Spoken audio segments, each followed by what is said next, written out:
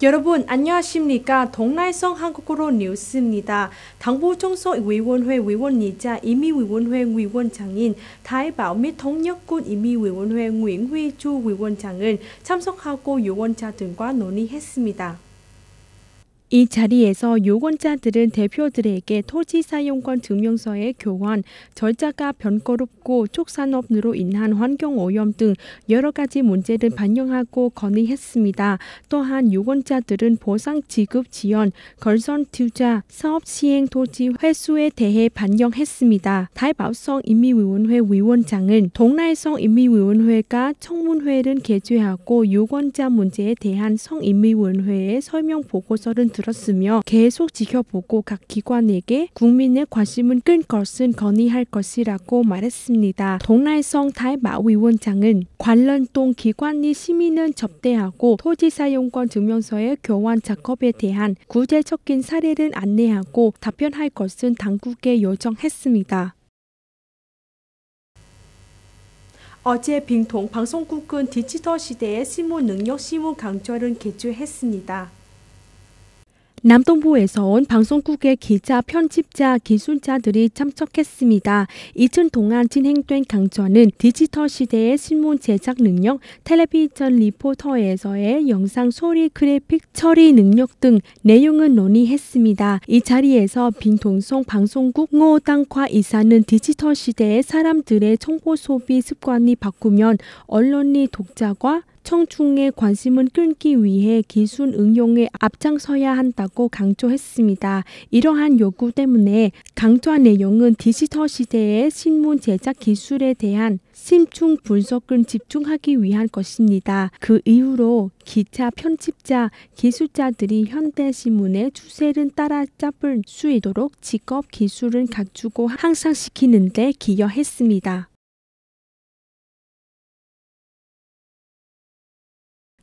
관세청에 따르면 지난 30년 동안 커피 수출 가격은 가장 높은 수준에 이르렀으며 최근 이 개원 동안 평균 작년 동기 대비 17% 증가한 1톤당 2,600달러 이상으로 달성했습니다. 베트남은 여전히 재배 면적을 안정적으로 유지하며 국내 및 국제적인 기준과 인증을 충족하는 깨끗하고 유기농 커피 생산에 접근함으로써 품질을 향상시키는 데 집중하고 있습니다. 베트남의 커피 수출은 예상대로 40억 달러 이상을 올린 것으로 예상됩니다. 이 기간에는 커피가 높은 가격으로 구매되어 농민들이 매우 흥분하게 합니다. 국내 시장에서는 원두 커피 가격이 2022년 말 대비 65% 이상 상승한 1kg 당 7만 동에 기록적으로 달성했습니다. 이는 20년 이상 동안의 기록적인 가격입니다.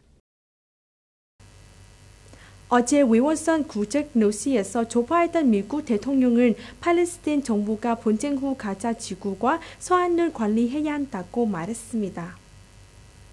의견은 다시 언급하면서 조 바이든 대통령은 휴전 명령을 달성하는 것은 평화가 아니라고 주장하며 장기적인 안정을 위한 핵심은 가자 스트랩과 서안은 팔레스타인 정부가 통합적으로 관리할 수 있는 것이라고 밝혔습니다. 교전을 중단하는 것은 진정한 가능성이 아니며 결국 미국의 더 큰 목표를 추진하지 않을 것입니다.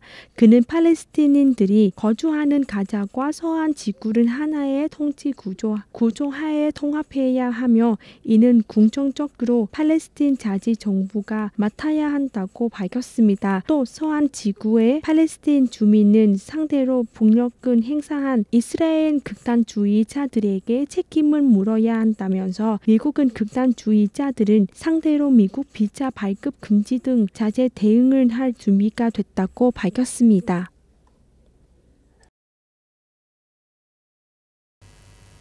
BBC 통신은 거의 2만 명의 남성이 러시아군과 장기 교전을 벌일 때 징병을 피하기 위해 우크라이나에서 탈출했다고 전했습니다.